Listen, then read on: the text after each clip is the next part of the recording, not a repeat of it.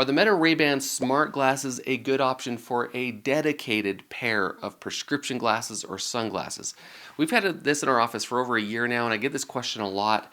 And there are a few reasons why they might not be a good option for that. And I'll go over those reasons, but I still am a sucker for this technology, and I think these still can play a role in your eyewear, and I still like them a lot.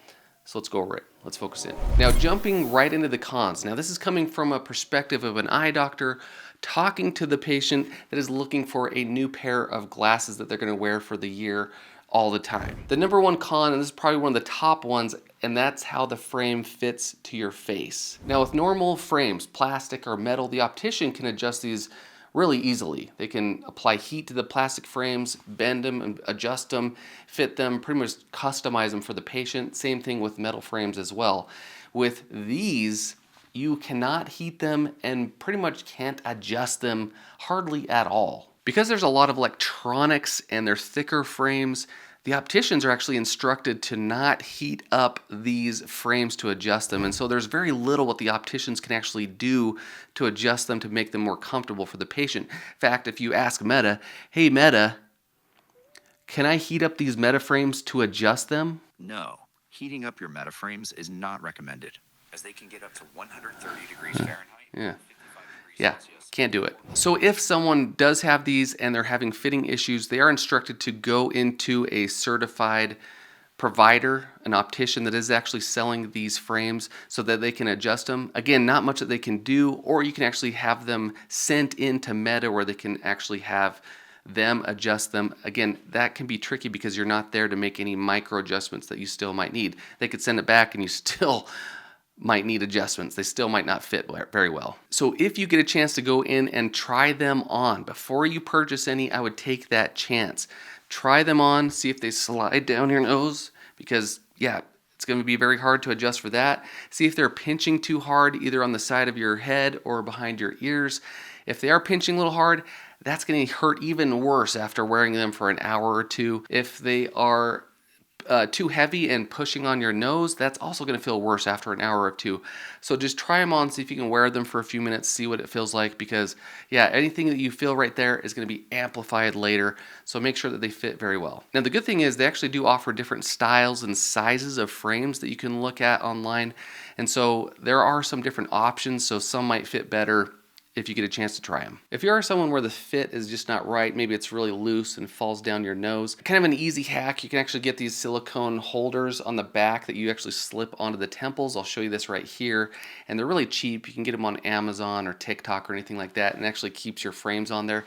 So there are certain little hacks you can get like that if maybe they are a little bit loose. And one thing to mention, if you do attempt to adjust these, you apply heat to them and you mess something up with the electronics or the frame, you void the warranty, and so you can't set them in to get them fixed. You're pretty much out a pair of these glasses. Another con is the lenses. If you're looking to put your prescription in there or prescription sunglasses, you can get them. You can get them at your local eye care provider that is selling these glasses. You can also buy them from Meta Ray-Ban. They sell prescription glasses and they have a bunch of different options. Now, they do say there is kind of fine print in there if you attempt to remove these lenses and put a new prescription lens in there, it's possible that you could void the warranty there. And so there's just kind of a weird fine line in the contract, a fine line print that you got to read there. And so you have to be very careful. If you are changing your prescription, I would look into going through your local eye care provider or Meta Ray-Ban to try and not void your warranty. Now that being said, there are third-party places that you can buy prescription lenses for your frames, like VR Rock, VR Wave. I know that do make them. They can actually work really well, and it can be pretty easy to just swap out the lenses of your frames and put in those prescription lenses. They send them to you already cut and made, so you can just pop them right in there. I'll put links in the description because I'm working on maybe possibly getting a discount. So hey, check out the description if you want to see if you can get a discount on some new lenses. And if you are looking to do that, hold on to your lenses that you take out of your frames, because if you do need to send them in for some kind of repair, I would just swap them back out with the original lenses and send those in and hold on to your prescription lenses. The other con is the battery life. Now, the main reason why you're getting these for your dedicated pair of glasses is for the features, the technology, the AI. And as I've been testing it, and I've been using it a lot to test it, I've been getting maybe between 3 and 4 hours, a lot of time just 3 hours, because I've been using it a lot. And that's probably how it will be for you when you first get them. It's kind of like getting a new phone. You're checking everything, using it a lot.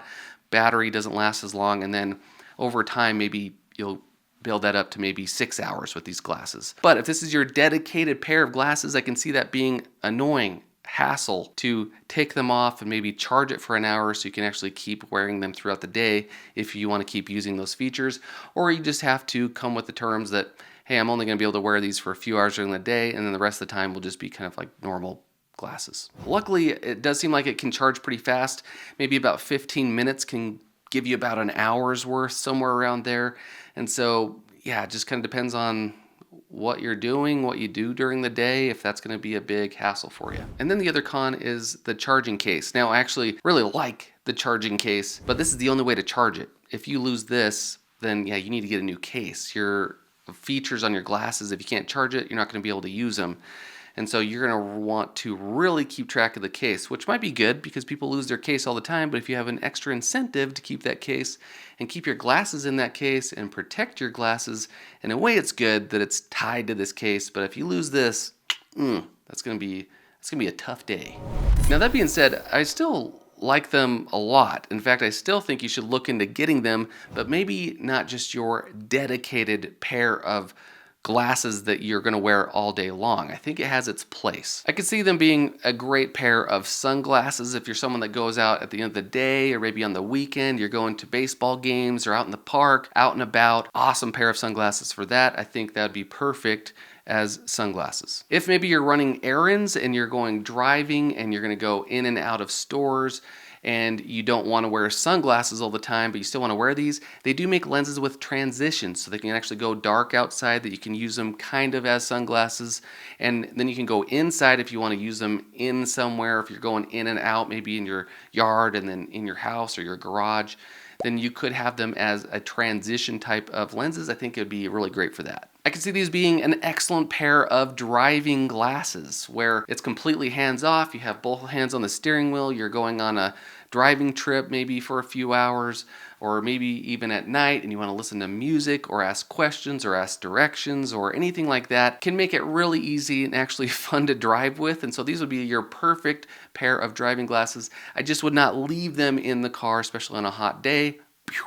Can melt them and void the warranty. Now, what's tricky to me is I can see someone getting really in depth with the technology, using these more and more, finding more ways they can use it, almost developing a habit to use these, and then getting to the point where, hey, the battery doesn't last long enough for me to use them, and I can see that being the struggle there. Now, one thing to mention, this is not AR or augmented reality. They don't have any displays in the lenses or anything like that, which is coming out really soon. You have different companies, Google, everybody is actually coming out with AR glasses that are going to have a lot of the same issues with the mechanics and technology and the frame fit and all of that.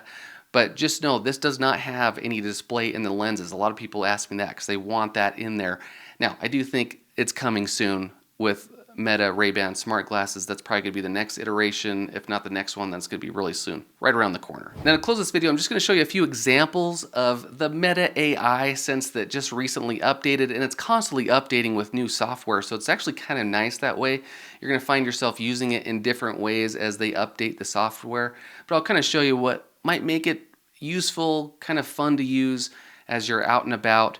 If you have any questions, leave them in the comments and stay focused. Hope you like this. Hey Meta, what type of wood is this? The wood in the image appears to be a type of pressure-treated wood, possibly cedar or pine. Cedar. You're right. All right. Hey Meta, what kind of tree is this?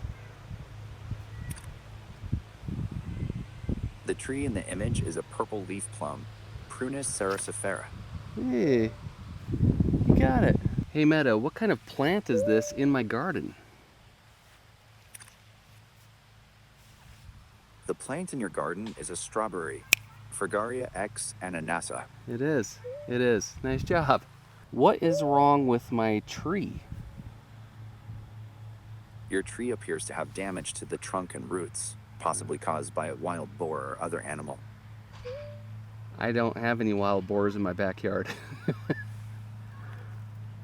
In that case, the damage to your tree's trunk and roots could be caused by other factors such as disease, pests, or physical damage.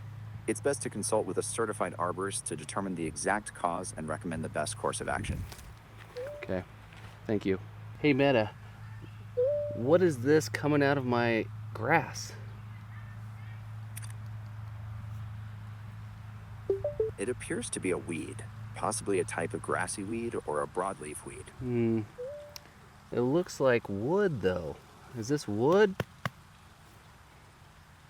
It's possible that it's a piece of wood or a stick that's sticking out of the grass. It's difficult to tell for sure without a closer look, but it does appear to be a dark, woody material. Okay, so why'd you say weed or grass? I was mistaken in my initial assessment. The object in the image does not resemble a weed or grass, but rather a Okay. piece of wood or a stick. Okay, so I just gotta push you a little bit, huh? Okay. Hey Meta, what time is high tide where I'm at? The next high tide in Puerto Penasco is at 4:52 p.m. Okay, thank you.